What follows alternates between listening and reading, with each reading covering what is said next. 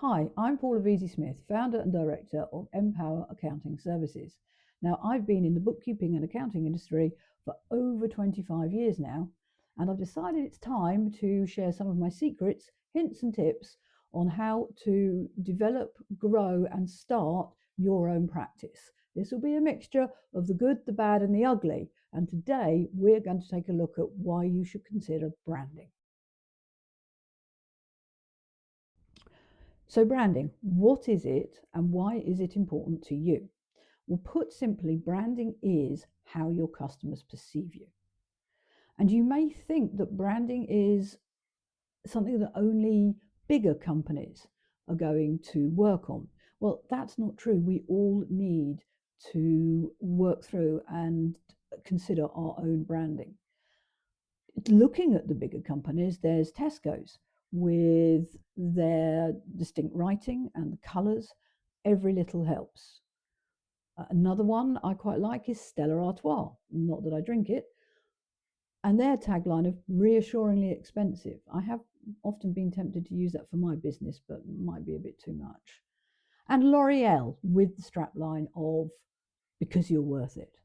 All great examples of the branding being built and not just the name. So when you consider your name, you then consider how you're going to show that name to the clients you want to attract. And that brings us on to the next important point, which is understanding your ideal client. Now, if you've just started, my joke is an ideal client is anyone that has a pulse and pays, which is a bit, again, flippant. But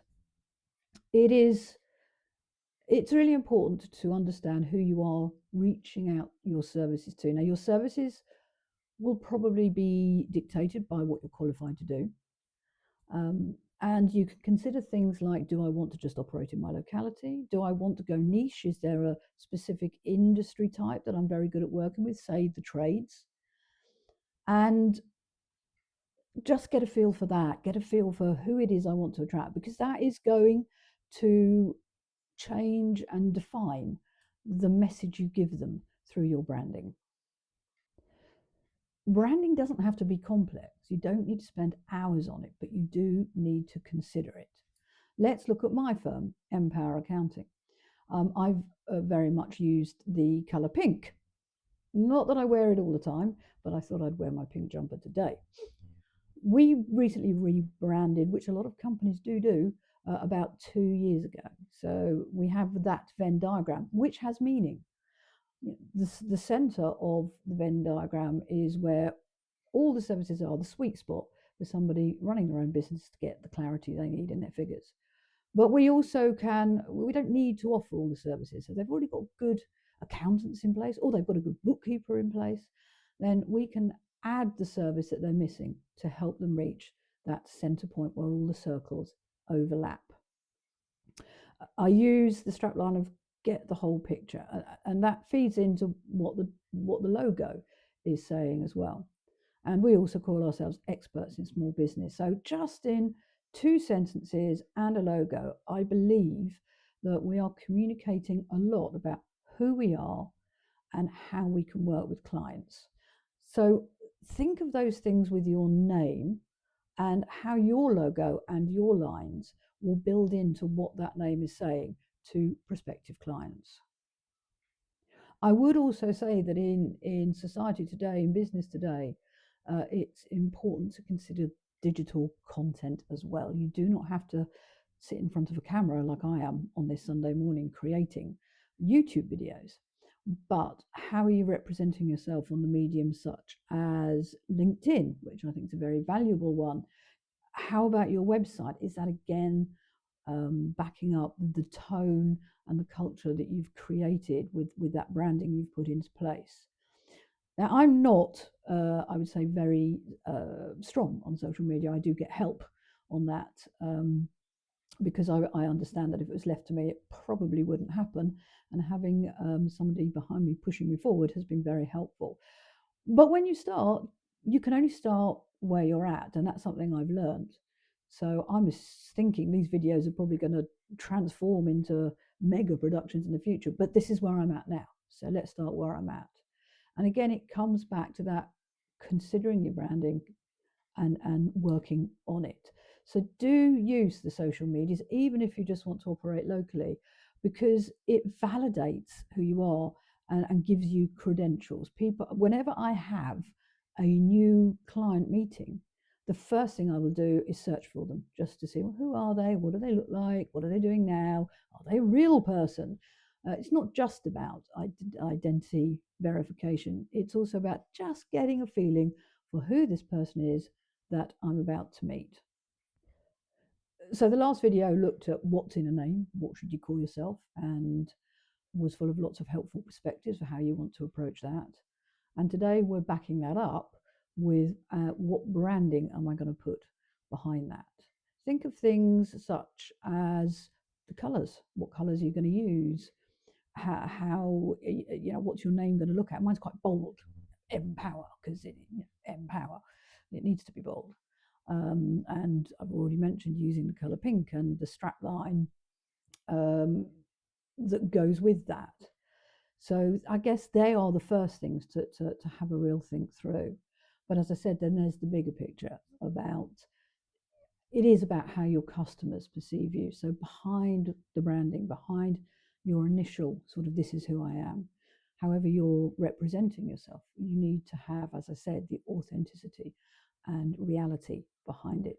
The tone of your voice, the way you approach people. I tend to be more relaxed in nature, whereas some other people might want to get booted and suited when they're meeting people. They're all things to consider about how you brand personally that backs up the message that you're giving in the branding that you've done with your name and your colors and your logo. The whole thing, as I said, works together. And it is all about building trust, which is so essential in our industry.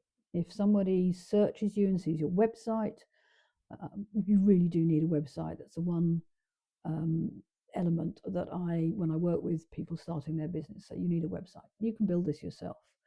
It doesn't have to be all singing and dancing, and as you develop, it will develop. But it is kind of like your calling card, and business cards, I believe, are essential to have. I always carry mine because you never know who you're going to meet. So that's how you present yourself into your market, and then you back it up with effectively showing people, demonstrating people to people who you are, because then they'll begin to trust your message and trust you. And with clients, trust is, I think, the single biggest factor that attracts people in and keeps them wanting to come, keeps them wanting your services. So, as I said, the whole thing does work together. It needs to be thought through, but it can be simple. Simple is effective. I very much like the KISS message: keep it simple, stupid. And as with social media, I probably consider myself more on the stupid scale. I'm very much keeping it simple. And these things can evolve, and you can rebrand. If you get to a point where you've grown, or your message has changed, or you're putting a new service in, or you're attracting a different sort of client to who you originally thought would be your ideal client, then change it. And it's great on social media. Oh, hey, MPower, we are now looking like this, or we've grown. So branding is live and dynamic. It's not something you decide upon and forever are stuck with it. It's something that you will keep modifying, improving to get your message out there. And as I said at the beginning, what is branding? It's how your prospective clients perceive you. And that's why it's important if you want to build your business, sort your branding, because that's how people are going to come to you.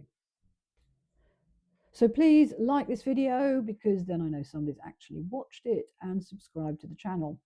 We have a lot more content coming up, both in terms of starting your practice and developing your business, but also accounting and bookkeeping hints and tips, because I am still in practice. I haven't given up the day job to focus on the mentoring project.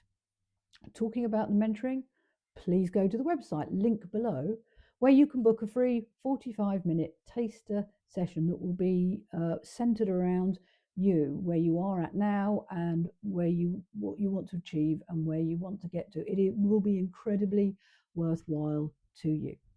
So thanks for staying to the end. I hope you found this useful, and I look forward to seeing you watching the next video.